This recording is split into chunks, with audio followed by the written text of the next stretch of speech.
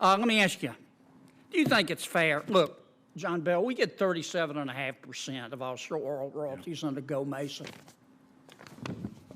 New Mexico gets 50% share from the federal government, for God's sakes. Wyoming gets 50%. North Dakota gets 50%. We get 37.5%, and we got to share it with 4 other states. And it's capped at $375 million that we get to share no matter. Yeah. Yes. So Now, that just sucks. I don't think it's fair, and 90% of all Gulf oil and gas exploration production activities are served out of Port Fourchon.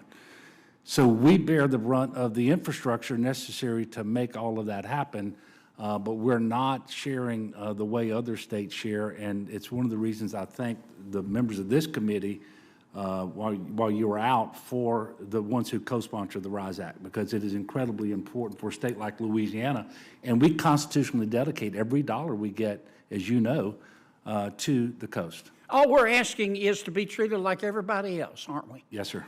And we have a solution, don't we? We do. And it's called the RISE Act. Tell us about the RISE Act. Well, it's a wonderful piece of legislation that we are obviously hoping that you pass, not only for the benefits that you just mentioned, but currently there's no revenue sharing mechanism in place in federal law with respect to wind. We'll have the first offshore wind lease sale next month. And so this is a very real thing for us, especially as we look at the loss of the BP Horizon fines that have been paid. In fact, the Mid-Barataria, $2.9 billion paid for with BP dollars. But those go away in 2031.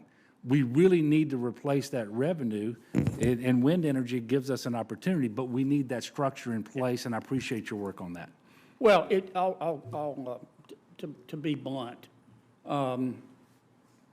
we've proven we can use the money well, and we've put our own money up, and it is patently unfair that other states get a larger share, much larger share than Louisiana.